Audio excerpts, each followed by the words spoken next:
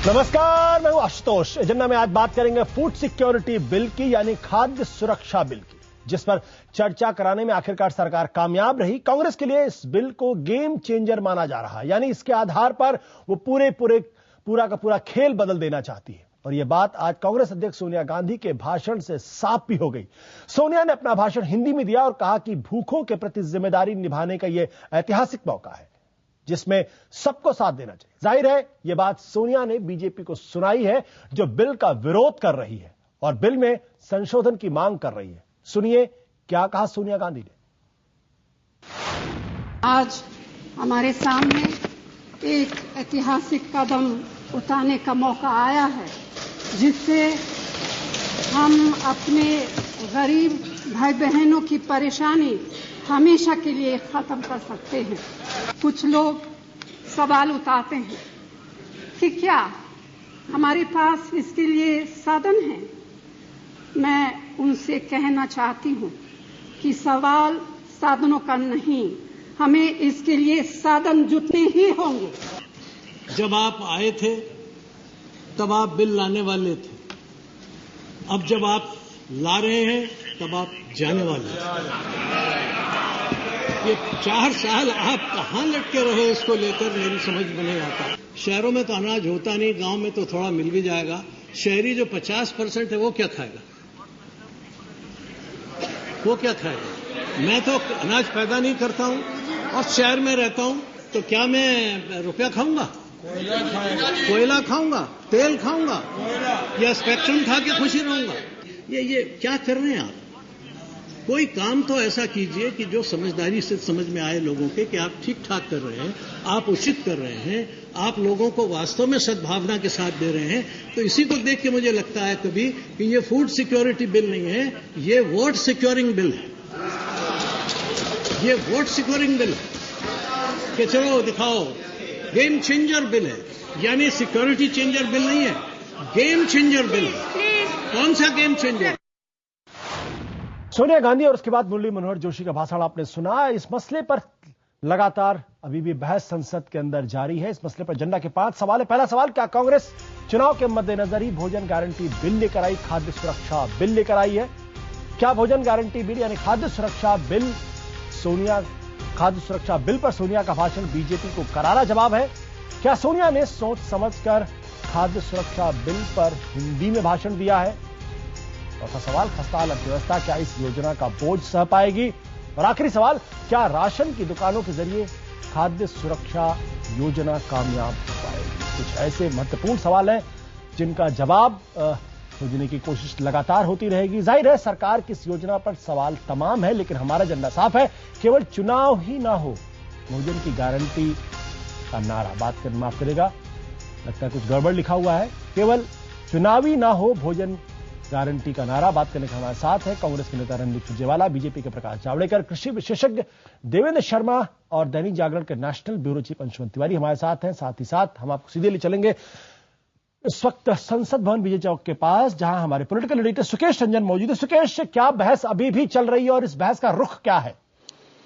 जब मैं आपसे बात कर रहा हूं आशुतोष, बहस जारी है। और अब जब मैं बाहर आया हूं, मुझे लगता है कि जो मंत्री हैं, खाद्य आपूर्ति मंत्री, उनका जवाब शुरू हो गया होगा और उसके बाद वोटिंग की जो औपचारिकता है वो निभाई जाएगी। वोटिंग देखिए, ये बिल लोकसभा से पास हो जाएगा, लेकिन इस बिल को पास करने में को लेकर जो बहस हो रही है कि नंबर आएंगे कि नहीं, नंबर क्या बीजेपी समर्थन करेगी, क्या संशोधनों के साथ करेगी, ये तमाम चीजें होंगी। लेकिन आज के भाषण से एक बात स्पष्ट हो गई कि कांग्रेस अध्यक्षा सोनिया गांधी का जो ये ड्रीम प्रोजेक्ट था, वो उसको आज भी अपना ड्रीम प्रोजेक्ट मान रही हैं और उसको वो एक चुनावी मुद्दा बनाना चाहती है। मैं था उस समय सदन में जिस समय सोनिया गांधी का भाषण हुआ, बहुत अरसे के बाद, मुझे लगता है जब वो विपक्ष की नेता थी उस समय उनका भाषण सुनने को मिला था और आज सुनने को मिला।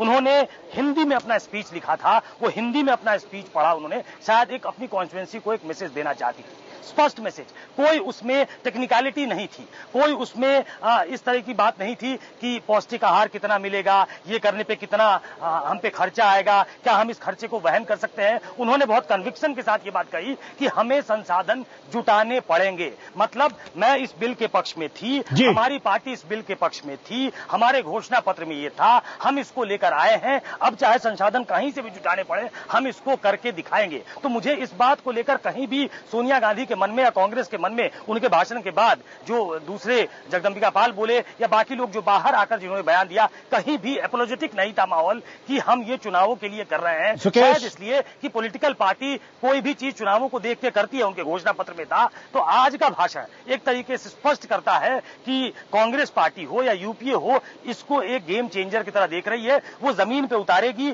तो शायद उसको पॉलिटिकल डिविडेंड मिलेगा। और इस बात का इशारा उनको शायद कहीं ना कहीं इल्म इस बात से होता है कि छत्तीसगढ़ में जो रमन सिंह हैं वो इसी चुनावी इसी जो प्रोग्राम है, इसी बल पे वो वहां 2 बार चुनाव जीत चुके हैं, शायद तीसरी बार भी जीतने के इसमें है। मुझे लगता है कि वहां से वो शक्ति भी मिलती है सोनिया गांधी को, कांग्रेस को, कि इस बिल में इतनी शक्ति है कि वो उनको तीसरी बार पार में ला सकती है। बिल्कुल।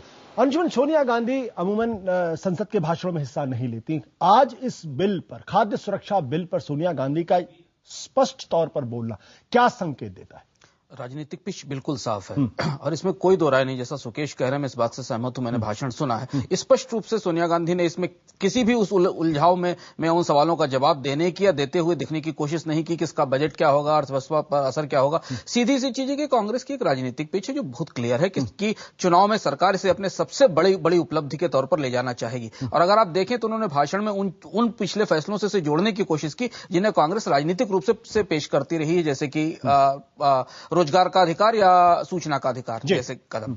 महत्वपूर्ण बात यह है कि राजनीतिक रूप से यह बड़ी पिच है और अगर कांग्रेस को इसे सही ढंग से लागू कराने का मौका मिल गया तो शायद इसका लाभ राजनीतिक रूप से चुनाव में लेने की कोशिश की जाएगी। मैं याद दिलाना चाहूंगा कि ठीक इससे पहले 2009 के चुनाव से पहले सरकार ने ठीक इसी बड़ी पिच के साथ डेट वेवर लागू किया था और किसानों का कर्ज माफ किया था। तो यह पारंपरिक रूप से उस चुनावी राजनीति का हिस्सा है जहां चुनाव से में जाने से पहले कांग्रेस बड़ी लोकलुभावन घोषणाएं करती और एक बड़ी स्कीम को एक बड़ा मुद्दा बनाकर और एक बड़ी उपलब्धि बनाकर सामने लाती है। बिल्कुल। और मुझे लगता है बहुत सारे लोग इस चर्चा में बहुत सारी बातें कहना चाहेंगे, लेकिन असल मसला इस पूरे मसले पे यह खाद्य सुरक्षा बिल के मसले पर सोनिया गांधी का खुलकर सामने आना, खुलकर बोलना और एक तरीके से अपने वोटरों को यह संदेश देना कि सोनिया गांधी खुद जो कांग्रेस के अध्यक्षा है, यूपीए की चेयरपर्सन है, वो खाद्य सुरक्षा बिल को आम आदमी तक पहुंचाने के लिए कितनी प्रतिबद्ध और कटिबद्ध है, यह कहने की कोशिश की गई है। बाकी जो लोग इसे मीन मेख निकाल रहे हैं वो शायद इसको अपने तरीके से देखने की कोशिश करें, लेकिन स्पष्ट तौर पर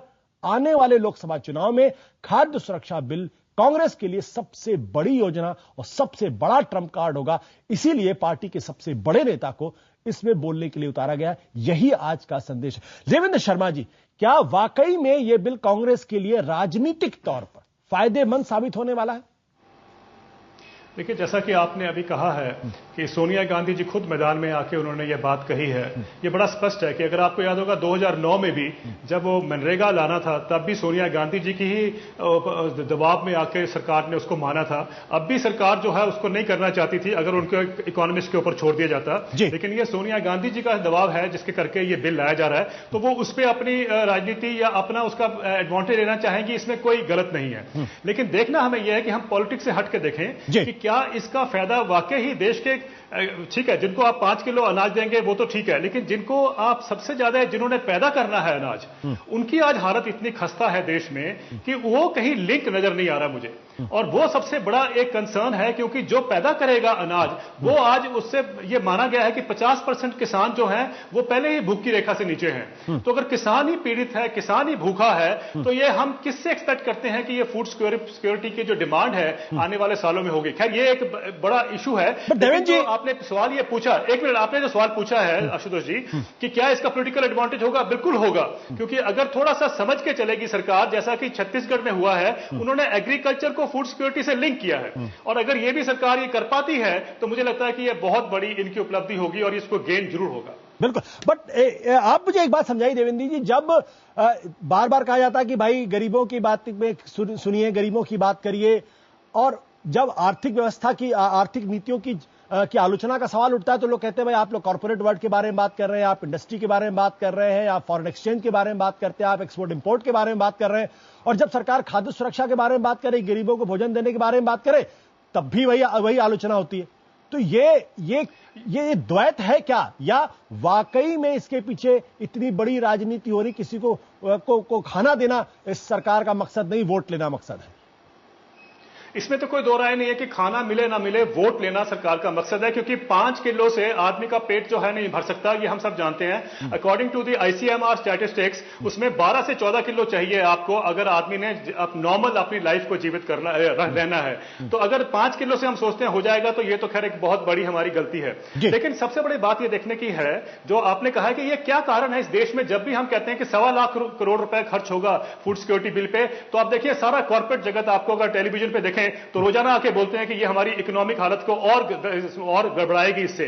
लेकिन मैं हर बार कहता आया हूं कि 32 लाख करोड़ रुपए 2004-2005 से आज तक कॉर्पोरेट्स को टैक्स मिला है, टैक्स कंसेशन मिले हैं। 32 लाख करोड़ रुपए में अगर हम वाकई ही उसको फूड सिक्योरिटी में लगाते, आज तक हम अपनी भूख को मिटा चुके होते। और वो 32 लाख करोड़ रुपए से कोई फायदा नहीं हुआ देश को। इंडस्ट्रियल सेक्टर डाउन है, जॉबलेसनेस बढ़ गई है, मैन्युफैक्चरिंग सेक्टर डाउन है। वो कहां गया 32 लाख करोड़? उसकी कोई बात नहीं करता कॉर्पोरेट जगत में। ये बड़ा स्पष्ट है कि उनको चाहिए, तकलीफ ये होती है कि गरीब आदमी के पेट में कुछ जाया तो अमीर आदमी के पेट में दर्द शुरू हो जाता है। ये बड़ा अफसोस है इस देश में। बिल्कुल। प्रकाश जावड़ेकर जी, आप लोग इस बिल का विरोध क्यों कर रहे हैं? क्या आप सैद्धांतिक तौर पर इस बिल का विरोध कर रहे हैं कि यह देश की अर्थव्यवस्था को खराब पहुंचाएगा, या इस बिल की ईमानदारी पर आपको शक है?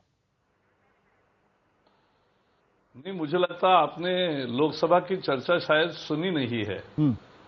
मैंने तो अभी तक पूरी सुनी है, और किसी भी बीजेपी सदस्य ने कोई विरोध किया तो मैंने देखा ही नहीं। बट मुरली मनोहर जोशी जो बात कह रहे हो, विरोध ही एक तरीके का। तो जोशी जी नहीं ना, कहां विरोध है? कोई सपोर्ट देने के बाद भी कोई हनुमान चालीसा जैसा सोनिया चालीसा बोलना माने सपोर्ट देना तो नहीं है। सपोर्ट देने का मतलब होता है कि सही सही क्या है ये बताना। जैसे मैं अभी 4 मुद्दे बताता हूं जी। पहले तो हमारा कहना है कि अटल जी ने फूड सिक्योरिटी की पहली सार्थक शुरुआत की 1998 में। जब सत्ता में आए तो पहला काम किया अंत्योदय अन्न योजना, जिसके आधार को ही ये मानकर ये फूड सिक्योरिटी बिल बना है जी। 35 किलो अनाज 2 रुपए में देने की शुरुआत 2.5 करोड़ परिवारों को और सुचारू रूप से टारगेटेड लोगों को पहुंचाने का काम अटल जी ने शुरू किया।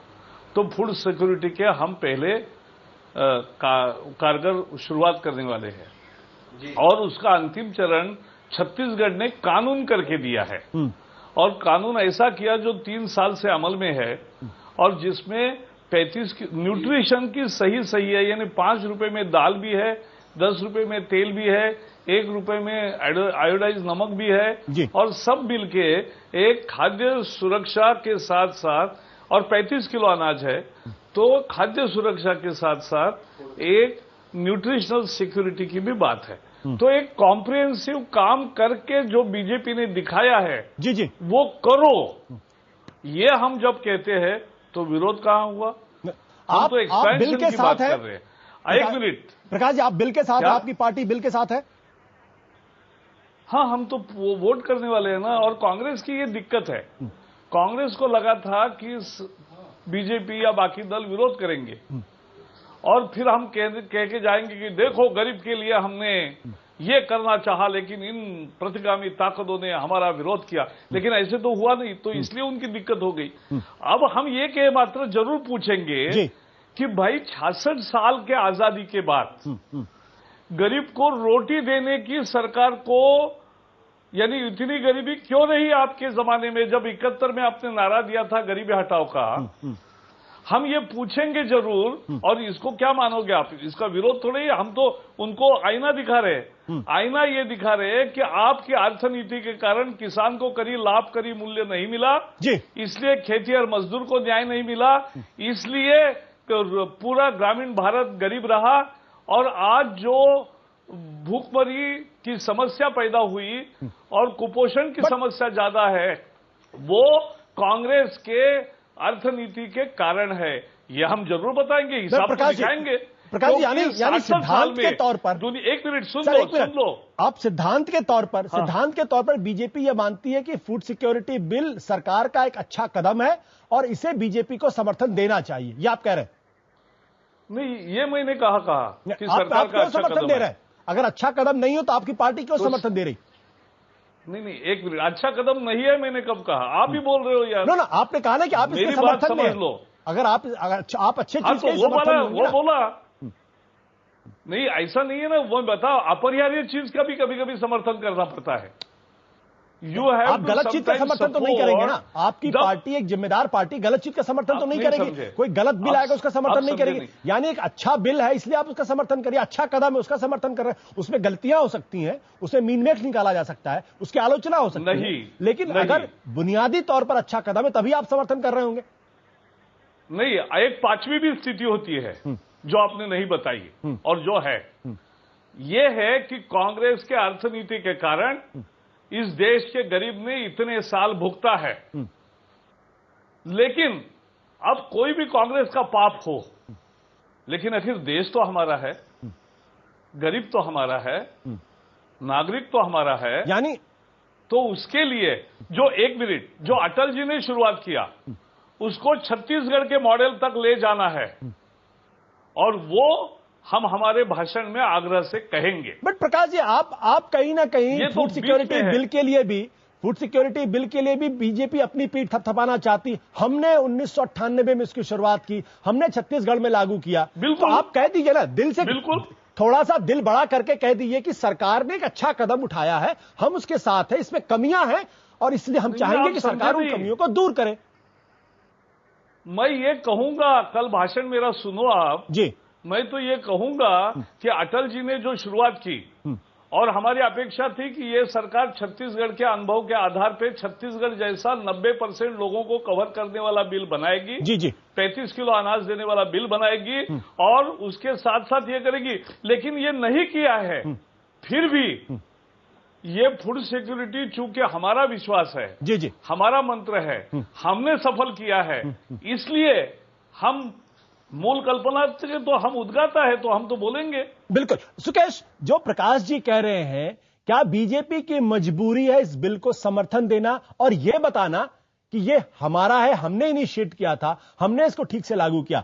क्योंकि विरोध करते हुए दिखना नहीं चाहते, क्योंकि राजनीति इस पर होगी। कांग्रेस कहेगी हमने देश के गरीबों को खाना देने का काम किया, पेट भरने का काम किया, और बीजेपी ये नहीं चाहती कि यह संदेश जाए कि उन्होंने इसका विरोध किया, इसलिए बीजेपी की मजबूरी इसको समर्थन देना।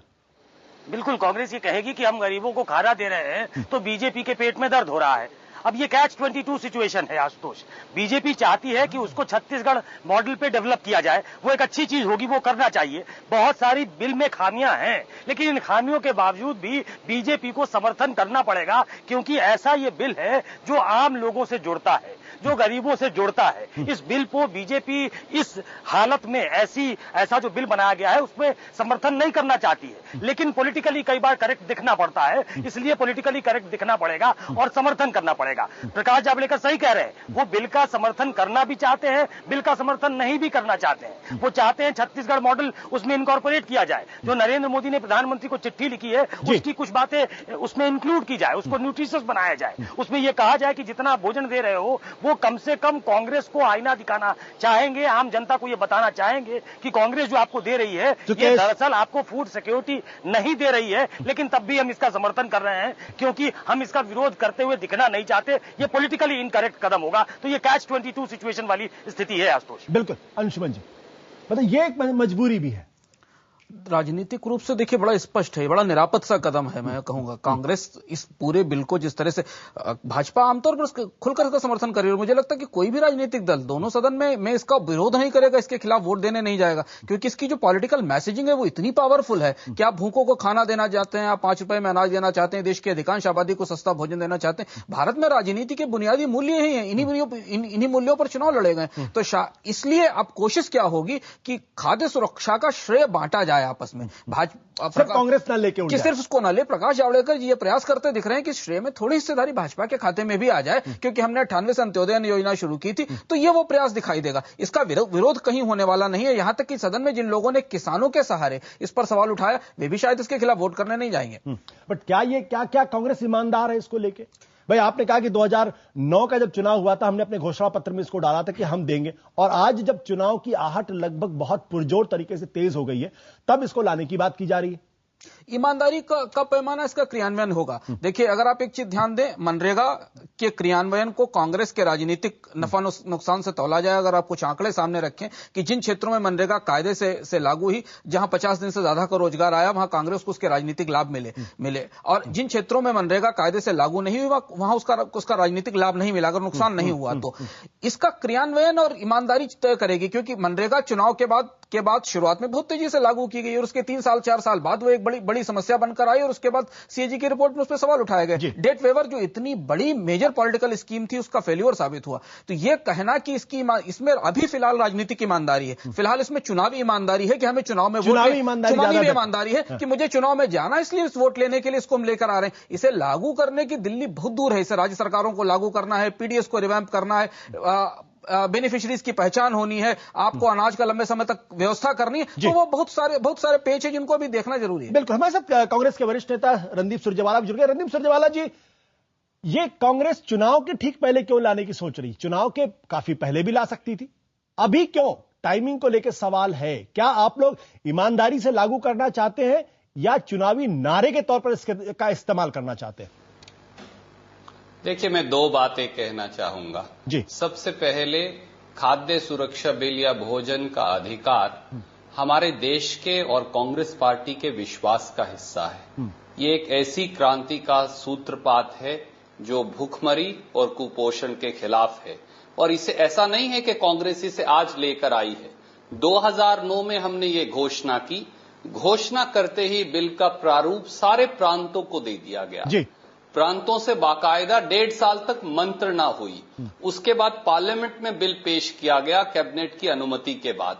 17 महीने ये स्टैंडिंग कमेटी में रहा।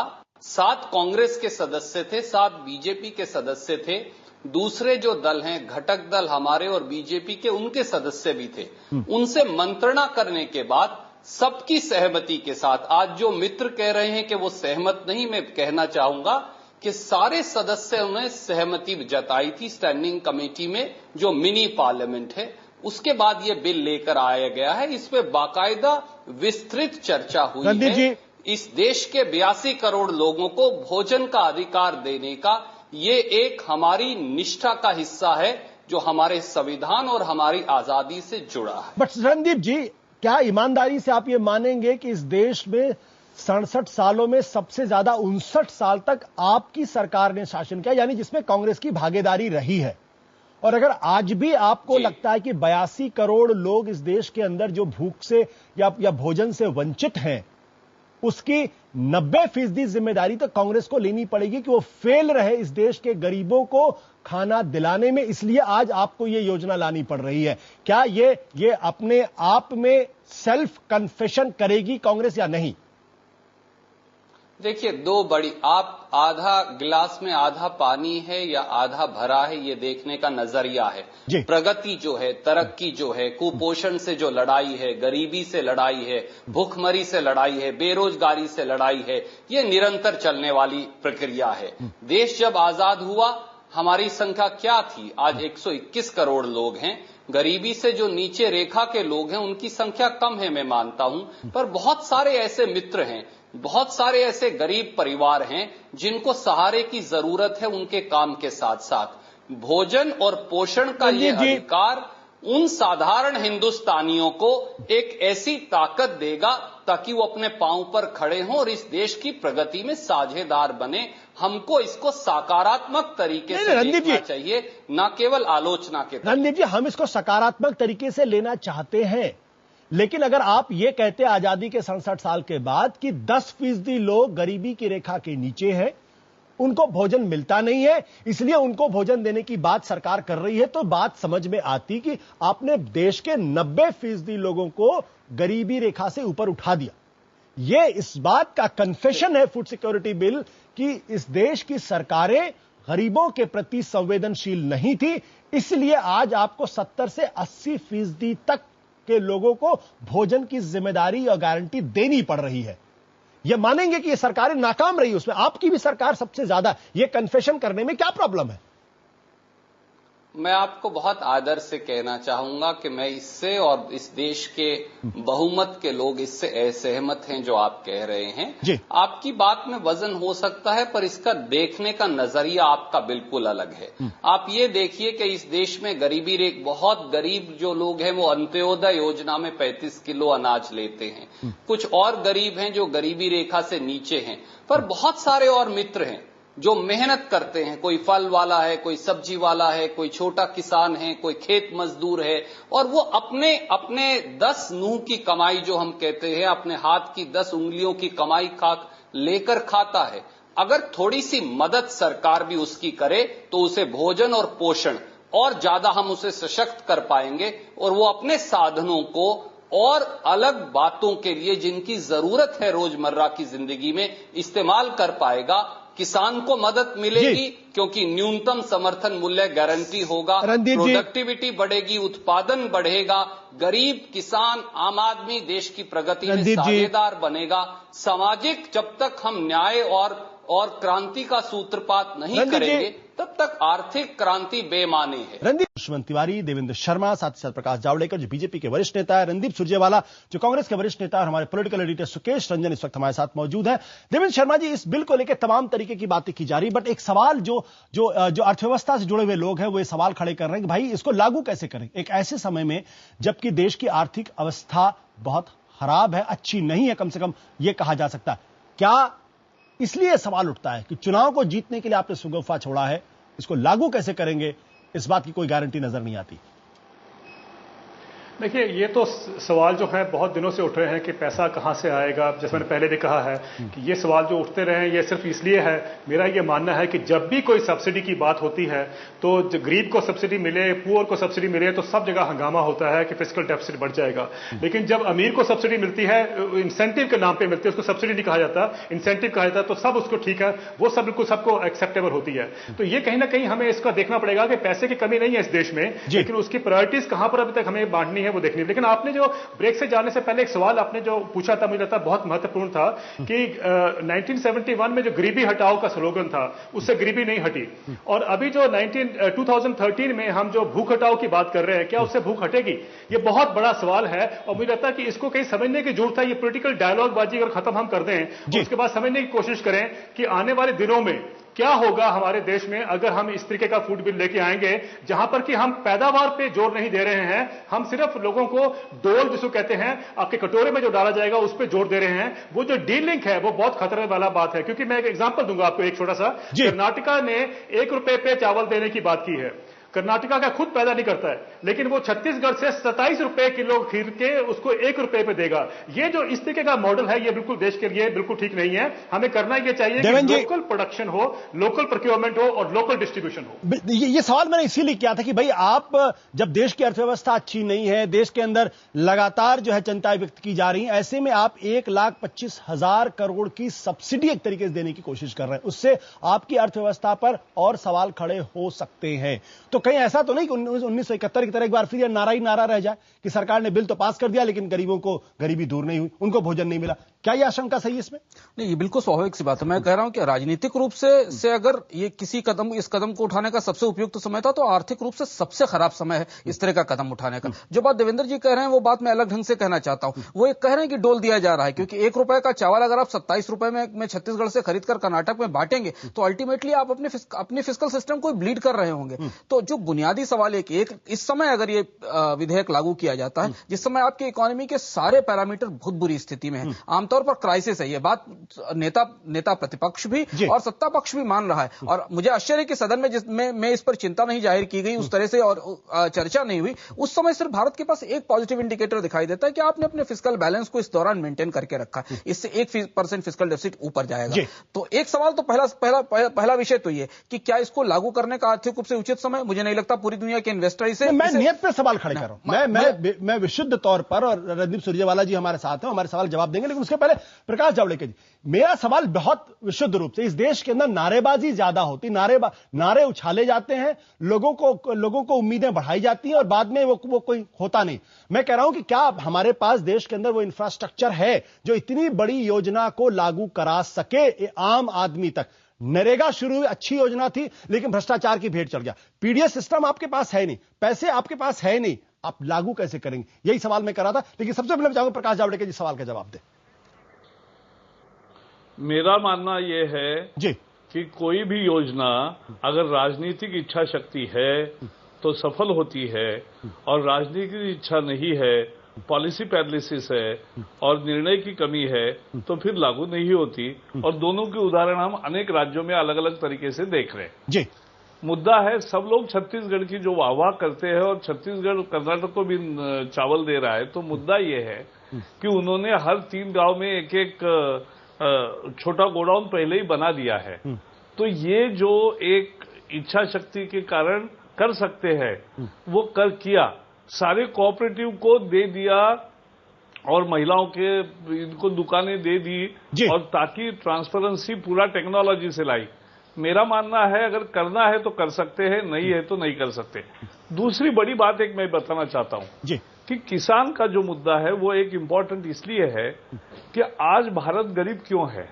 इसका प्रमुख कारण यह है कि ना हम श्रम को न किसान को उनका लाभकारी मूल्य देते हैं, और उनके एक तरह से शोषण से हमारे भारत की कैपिटल का निर्माण होता है।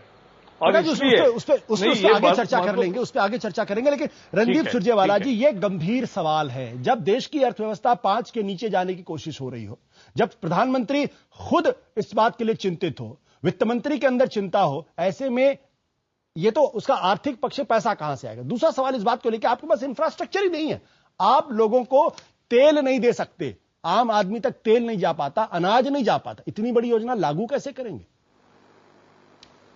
3 बातें आपने उठाई। सबसे पहले पैसा कहां पर है? बहुत सारे साथी ये सवाल कर रहे हैं और पूछ सकते हैं, हमें उसका जवाब देना पड़ेगा।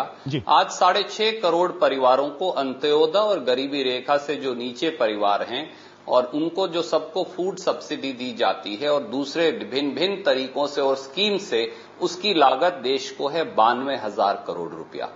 इस स्कीम को 82 करोड़ लोगों को लागू करने के लिए लागत है 1,24,747 करोड़ रुपया। यानी 30,000 करोड़ का इजाफा करके आप देश की 67% आबादी को भोजन और पोषण की गारंटी दे सकते हैं। जैसा हमारे मित्र अभी कह रहे थे, गरीब को आपको देश की प्रगति में साथ लेकर चलना पड़ेगा। ये हमारी इच्छा शक्ति का भी हिस्सा है। इच्छा शक्ति की बात अलग है। देखिए, मैं आपकी इच्छा शक्ति पर सवाल नहीं खड़े कर रहा हूं। एक बात मैं और कहूंगा, रणदीप जी, मैं आपको बीच में टोक रहा हूं। मैं इच्छा शक्ति पर सवाल नहीं खड़े कर रहा हूं, क्योंकि शायद वो सवाल सही नहीं होगा। सवाल इस बात का, आपको पैसे का भी इंतजाम कर लेंगे, लेकिन आपके देश के अंदर पीडीएस यानी पब्लिक डिस्ट्रीब्यूशन सिस्टम का हाल आपको भी पता है और मुझे भी पता है।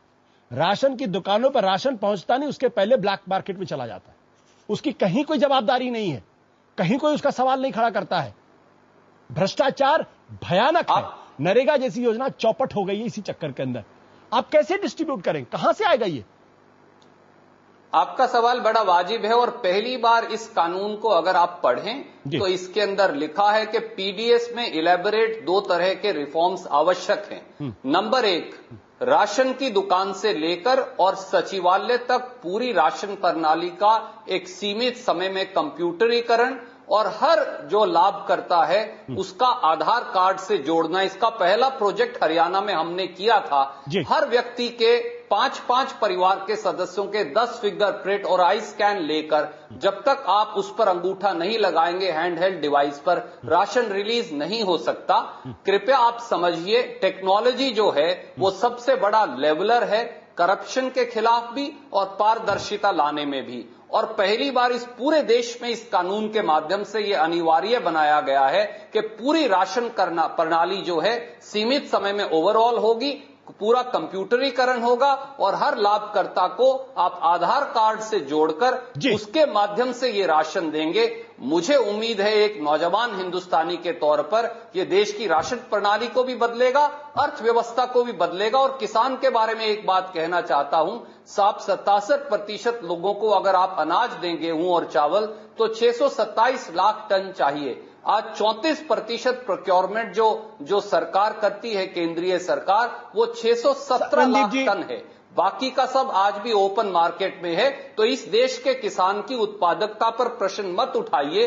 बहुत फसल किसानों के बारे में बातचीत हम फिर आगे कर लेंगे, बट इससे और उस पर आगे बात करें। अंशुमन जी, जो बात रणदीप सुरजेवाला कह रहे, क्या उससे आपको आश्वासन होता है कि अगर आप इस सिस्टम को अगर टेक्नोलॉजी से जोड़ देंगे, अगर आप उसको आधार से जोड़ देंगे, तब आखिरी आदमी तक पहुंच पाएगा, सक्सेसफुली आप लागू कर पाएंगे? आशुतोष जी, अब मनरेगा की बहस याद करिए। जब मनरेगा लागू की गई थी उस समय ठीक इसी तरीके की बातें पूरी सरकार ने कही थी कि हम 3 लेवल का मॉनिटरिंग सिस्टम बनाने जा रहे हैं, जिसमें कि ग्रामीण स्तर पर मॉनिटरिंग सिस्टम काम करेगा, प्रदेश स्तर पर काम करेगा, राष्ट्रीय स्तर पर काम करेगा। वो पूरा का पूरा मॉनिटरिंग तंत्र फेल हो गया और इतनी बड़ी रोजगार की गारंटी शायद, लेकिन छत्तीसगढ़ के अंदर तो ठीक काम कर रहा है और हर आदमी ने छत्तीसगढ़ की तारीफ की। एक राज्य के या कुछ जिलों में काम करने के आधार पर आप इतने बड़े देश की स्कीम को नहीं नाप सकते। कई जगह अच्छे क्रियान्वयन हुए, पर हम पूरे स्कीम की बात करें तो इस तरीके का तंत्र बनाएगा। तो शायद रोजगार की गारंटी बहुत बड़ी गारंटी थी, क्योंकि रोजगार की गारंटी देना पूरी दुनिया में एक अभिनव प्रयोग था। तो हम पिछली सारी स्कीमों की असफलता, भारत में ऐतिहासिक और दस्तावेजी विफलताएं हैं इन सारी स्कीमों की, जो इस तरीके की स्कीमें चलाई जाती हैं। दूसरा ये कि पीडीएस प्रणाली का पुनर्गठन कैसे होगा स्पष्ट नहीं, क्योंकि 3 बार पीडीएस बदली जा चुकी है पिछले 20 साल में अलग अलग तरीके से पीडीएस को बदला गया। पीडीएस जिन राज्यों में सफल ढंग से काम कर रही है, वो उन राज्य सरकारों की इच्छा शक्ति और उनके काम करने के तरीके का नतीजा हो सकती है। पर यह कहना कि सिर्फ आप इच्छा शक्ति के सहारे एक इतनी बड़ी सब्सिडी स्कीम को लागू कर ले जाएंगे, मुझे मुश्किल लगता है। और दूसरी चीज है कि तकनीक को लागू करना, तकनीक को बीच में लाकर उसे क्रियान्वित करना, मुझे लगता है भी बहुत लंबा समय इसमें लग रहा है सरकार को इन सारी चीजों में। क्योंकि हमने देखा था कि इससे पहले कांग्रेस सरकार ने डीबीटी को गेम चेंजर कहा था, इसी तरह की गेम चेंजर स्कीम को कहा था, और उस गेम चेंजर को पहले 6 महीने में ही सरकार ने मान लिया कि उसे प्रॉपर्ली लागू नहीं कर सकती है। देवेंद्र शर्मा जी, क्या रणदीप सुरजेवाला जी की बातों से आपको कोई यकीन है कि इस देश के अंदर जो पब्लिक डिस्ट्रीब्यूशन सिस्टम है उसमें क्रांतिकारी बदलाव आएगा और यह योजना अक्षरशः लागू हो पाएगी, या यह भी महज चुनाव के मद्देनजर एक ऐसा खोखला आश्वासन है जिसमें बहुत दम नहीं? देवेंद्र शर्मा जी। देखिए, सुरजेवाला अकेले नहीं है, जितने भी यंग पॉलिटिशियन हमारे देश के हैं उनकी स्टेटमेंट्स और जो पुराने पॉलिटिशियन हैं जो हो चुके हैं, जिनके बारे में हम सब सवाल उठाते हैं, कोई ज्यादा फर्क नहीं है।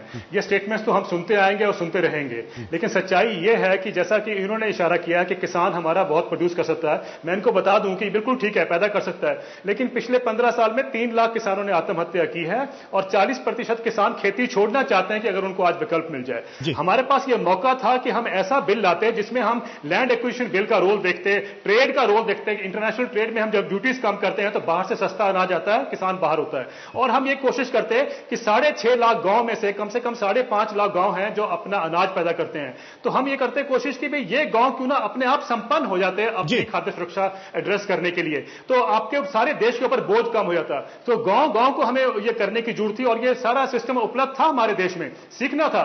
तो मेरा कहने का कि कहते हैं ना कि if you want to feed a man for a day give him fish, but if you want to teach him for the lifetime और feed him for the lifetime, then teach him how to catch fish. वो opportunity आपने खो दी है। आप कब तक लोगों को 5 किलो देते रहेंगे? ये बहुत बड़ा सवाल है, देश को सोचना पड़ेगा। पॉलिटिकल जार्गन के अलावा भी हमें कहीं अपना फोकस लाना पड़ेगा। बिल्कुल। प्रकाश जी, क्या आपकी सरकार जब आपकी पार्टी ने सरकार से बातचीत हुई है तो क्या सरकार ने कुछ यह आश्वासन दिया कि छत्तीसगढ़ के पीडीएस के मॉडल को वो लागू करने के बारे में सोचेंगे या उसका डुप्लीकेशन करने के बारे में सोचेंगे? नहीं, ये सरकार का आश्वासन नहीं है जी। अगर आश्वासन होता तो वो हमारी अमेंडमेंट को खुद की अमेंडमेंट करके ही लाते बिल में। ये कोई हमारा प्रेस्टीज नहीं था कि हमारी अमेंडमेंट स्वीकार हो, वो खुद की अमेंडमेंट करके ला सकते थे। लेकिन वो विस्तार का 90% कवरेज का और साथ में दाल और तेल और नमक और बाकी न्यूट्रिशन की चीजें देने का उनके मन में कल्पना नहीं है। जैसे लोगों ने कहा, राजनीतिक चर्चा आज हम नहीं कर रहे, लेकिन बाद में जरूर होगी कि इतने 9 साल के बाद ये जब बिल आता है तो ये तो बात निश्चित है कि इस तरह से उसकी राजनीतिक उनकी इच्छा है, तो जो भी करना चाहते हैं फायदे के लिए उनको लगता है वो वोट सिक्योरिटी बिल होगा, हमें लगता है फूड सिक्योरिटी होनी चाहिए, इससे वोट सिक्योरिटी इनकी नहीं होती है। क्योंकि लोग समझते हैं कि महंगाई लाया किसने जी, हमारा जीना दुभर किया किसने, देश को लूटा किसने, और देश में ऐसी परिस्थिति गरीबी की क्यों रही, ये सब समझते हैं और इसकी चर्चा होगी, अच्छी है। क्योंकि आखिर गरीबी समाप्त करने का रास्ता सही क्या है, इसकी भी इस निमित्त से चर्चा होगी। मुझे एंटाइटलमेंट और weather is empowerment. Prakash ji माफ करेगा, बीच में टोकना पड़ रहा है आपको, लेकिन वक्त छोटे से ब्रेक में जाने के पहले एक बार जरूर कहना चाहूंगा कि इस देश के अंदर योजनाएं बहुत सारी बनती, पिछले दिनों बहुत सारी योजना बनी, रोजगार की योजना बनी, शिक्षा की योजना बनी, सूचना का अधिकार की योजना बनी, और अब भूख